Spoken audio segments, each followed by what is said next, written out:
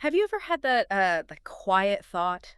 The one that just sort of whispers in the background? This little nagging voice. Yeah, exactly. Like, am I fundamentally unlovable? Or maybe something like, what if no one ever really loves me? And it's surprising, isn't it? How many really smart, capable, kind people carry that exact feeling around with them. Totally. It often feels like this hidden burden. So, okay, let's really try and get into this today. Really? Because that fear, that deep-seated doubt, it doesn't just appear out of nowhere. Mm, It's built out of something real. right. It's shaped by actual experiences, by conditioning, by the roles we learn to play. So our mission for this deep dive is to explore where these feelings might actually come from, to excavate the source, you could say, the roles maybe you felt assigned, the love you thought you had to earn, Yeah. and maybe more importantly, figure out how to start healing from them, how to lay some groundwork for dismantling those beliefs. And this feeling, it's not always this loud, dramatic thing. Sometimes it's much more subtle. How do you mean? Like it might just whisper things like, don't get too close. Or maybe don't expect them to choose you. Like setting expectations low. Exactly. Or don't show them the messy parts. So we need to look beyond just the feeling itself, the surface level emotion, Okay? and really examine the psychological concepts, the societal pressures even, that kind of manufacture this way of seeing yourselves. It goes deeper than just, say, a bad breakup. Right, it's about the core understanding of your own worth. Precisely. A confusion about the very currency of your value as a person. Okay, so where does this often start? You mentioned roles. Well, a really common starting point is when giving becomes your primary way of existing, or like your identity. How does that happen? Often you might have been taught, maybe implicitly, maybe explicitly, to be the emotional anchor for others, for your family, maybe your friends. So you step into being the caretaker, the reliable one, the fixer. Yes. You Okay. become the support system before you even really understand your own emotional needs, let alone how to support yourself. Is there a term for that? It sounds like a specific dynamic. There is, yeah. Psychologically, it's often related to parentification. That's the experience of taking on adult responsibilities, especially emotional caregiving roles, way too soon. And what's the core lesson learned there, if that's your childhood role? The foundational lesson is often pretty rigid. My job is to give love, support, stability. It's not my job to receive it. But wait, isn't giving seen as a good thing? Society praises caregivers, helpers. Absolutely, and that's where it gets complicated. Healthy kindness is one thing, Right. but it's different when giving becomes your entire identity, when you only feel valuable when you're over-functioning for others. Okay, so how does that twist things if your identity is giving? Well, when giving is your identity, actually receiving love or care feels Hmm. weird, disorienting, maybe even suspicious, Why suspicious? because it doesn't fit the pattern. Your worth isn't connected to just being you. It's connected to your utility, to what you do for others. So love feels earned, transactional. Exactly. You're constantly looking for proof of your value by measuring your output. How many problems did I solve? How much did I sacrifice? How much support did I provide? And if someone offers care without strings attached? You might distrust it or feel this intense pressure to pay it back immediately.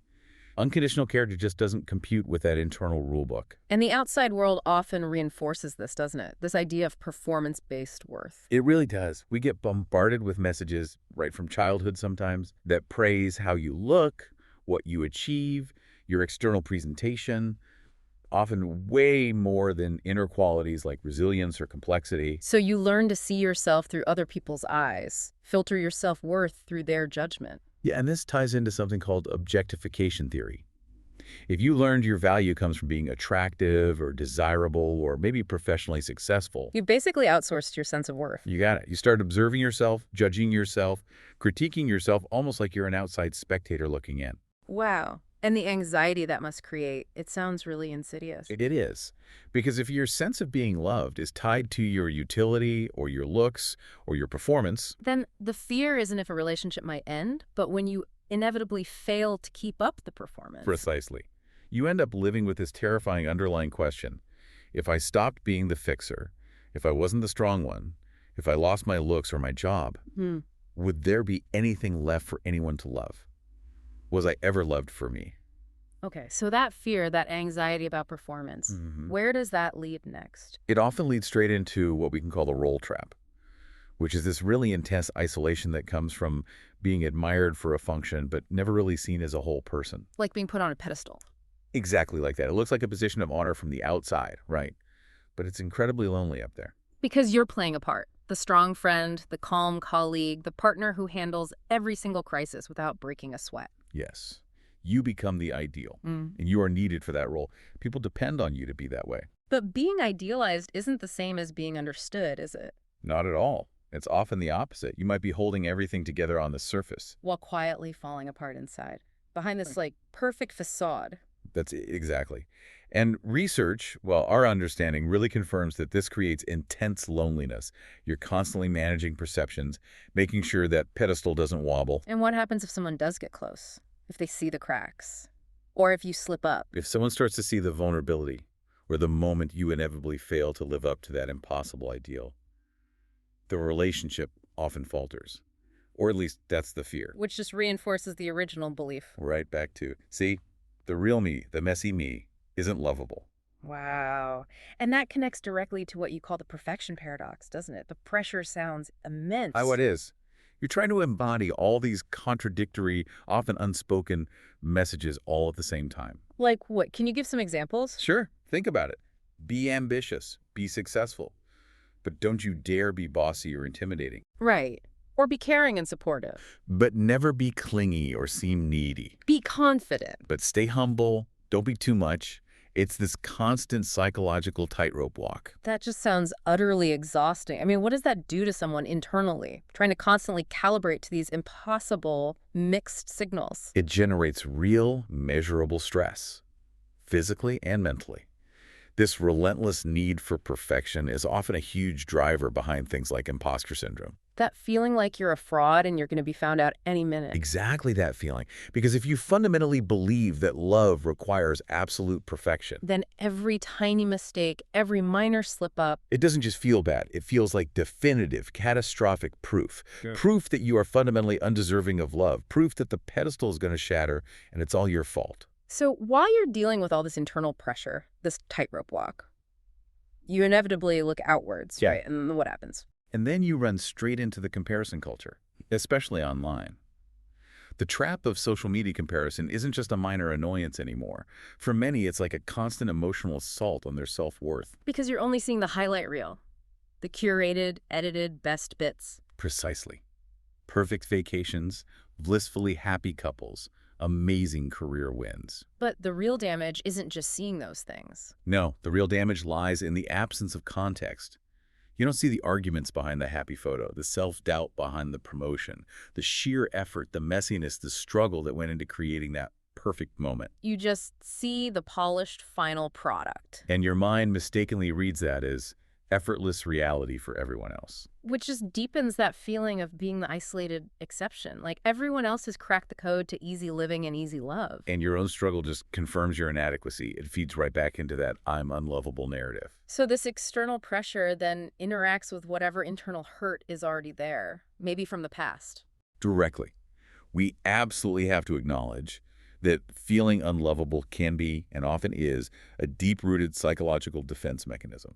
Sometimes it's a trauma response. That trauma response, how so? Rooted in experiences of betrayal, maybe abandonment, or just consistent rejection or criticism, especially early on. Okay, but how does believing I am unlovable actually protect someone? That feels backwards, counterintuitive. It's what we might call the dark logic of emotional survival. Think Mhm. about it. If you convince yourself, deep down, that you are fundamentally unworthy of love, You lower your expectations. to zero, the brain kind of calculates, okay, if I know I'm going to be rejected eventually, then it won't hurt as much when it happens. I won't be surprised. If I keep people at arm's length, if I don't let them get too close, the eventual abandonment won't be so devastating. So the brain uses self-sabotage, or this belief in unlovability, as a kind of preemptive pain management. You got it. It's trying to control the inevitable hurt by predicting it, by almost inviting it on its own terms. It sounds like building a fortress around yourself. That's a perfect metaphor. What starts as a protective measure, those thick fortress walls, over time, they slowly morph into a prison. How so? Well, the walls keep the hurt out, yes. That's their job. but they also end up keeping out everything else. Like genuine connection, safe, loving relationship. Exactly. Even when real healthy love is available and trying to get in, the walls are too high, too thick. It becomes a self-fulfilling prophecy. You believe you're unlovable, you act in ways that push love away, and then you say, see, I was right. But the crucial point here is this isn't permanent, right? It Yeah. feels real, but It feels incredibly real, but it's not a permanent state of being. It's a mindset, a perspective shaped by experience, by conditioning, by trauma maybe. And the hopeful part is, if it was learned, it can be unlearned. it absolutely can be unlearned, Yeah. changed, rewired. Okay, so if it can be unlearned, where does that journey begin? How do you start dismantling this fortress brick by brick? It really starts by intercepting that inner monologue. The healing begins with the rigorous, often daily challenge of that negative self-talk. It's not just telling yourself stop thinking that way, is it? Because that rarely works. No, not at all. You have to become like a detective for your own thoughts. How? So when that self-defeating thought pops up, I'm going to mess this up. They won't like the real me. I'm not good enough. Instead of just accepting it as truth, You catch it. you catch it and you immediately question its authority. Ask it, says who, or more profoundly, who taught me this rule? Who taught me that love was something I had to earn through perfect performance? So trace it back. Yeah, try to identify the source, maybe even write the pattern down when you notice it. And then, crucially, you counter it. Counter it with evidence of your worth that isn't tied to performance or external validation. Okay, challenging the thoughts. What's next? The next really crucial step is actively redefining worth. And this involves physically intentionally practicing the act of receiving. Receiving. That sounds simple, but I bet it's hard for someone stuck in the giving identity mode. It's incredibly hard because for years, maybe decades, you've cultivated a sense of worth based entirely on your ability to give. Now, we need to flip the script. So the new script is Love isn't earned by overgiving or by achieving perfection. It actually grows through genuine connection, vulnerability, and mutual acceptance. which includes accepting things from others. Yes. And this step often feels deeply uncomfortable, even threatening for the perpetual caretaker. It can trigger intense guilt because receiving violates those old, deeply ingrained rules. So how do you practice it without getting overwhelmed by the guilt? You have to start small, Yeah. really small.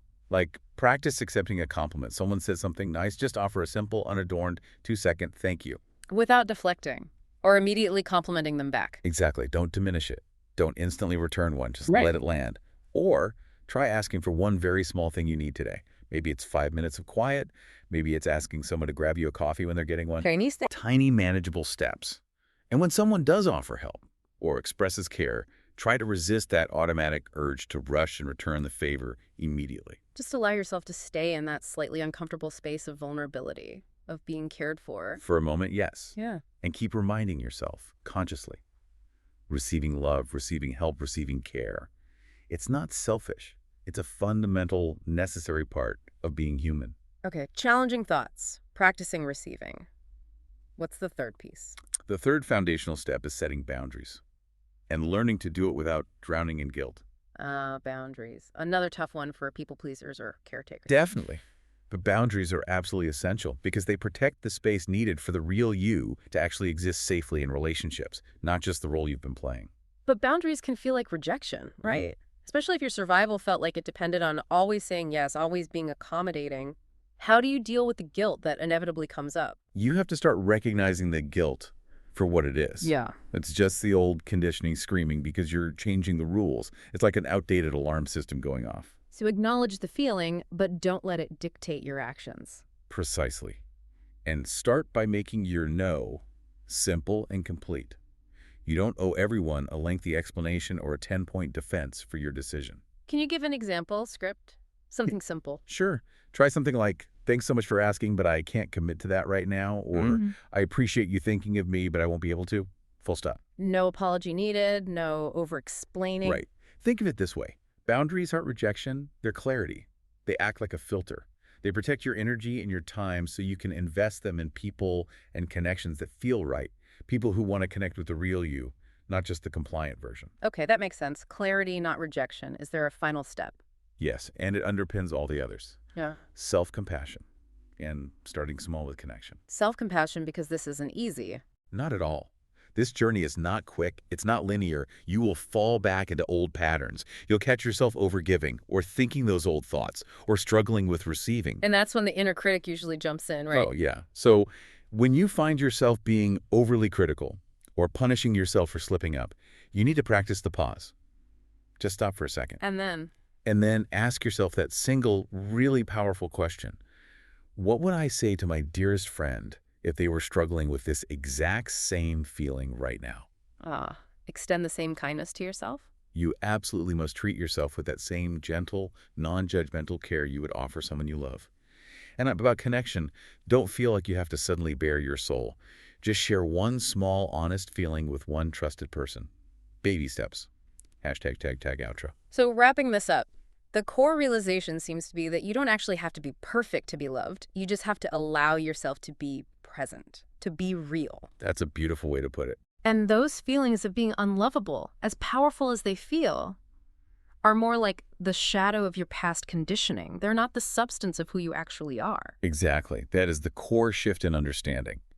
Love isn't some kind of reward you get for high achievement or a payment for constant overgiving. It grows differently. It grows when you dare to allow yourself to be fully seen, to be valued, to be accepted, flaws and struggles and all. By others, yes, but most essentially by yourself first. Okay, so for everyone listening, maybe feeling the resonance of those protective walls we talked about, if you built those walls maybe meticulously to keep past hurt out, but now you're starting to realize they might also be keeping genuine connection out. Yeah. It might be time to think about disassembly, not tearing them down all at once, but, Right. well, maybe we can leave you with a provocative thought to hold on to, something gentle to consider. Okay. Ask yourself this. What is the smallest, safest crack I can purposefully make in that protective wall right now? Just one small crack. Today.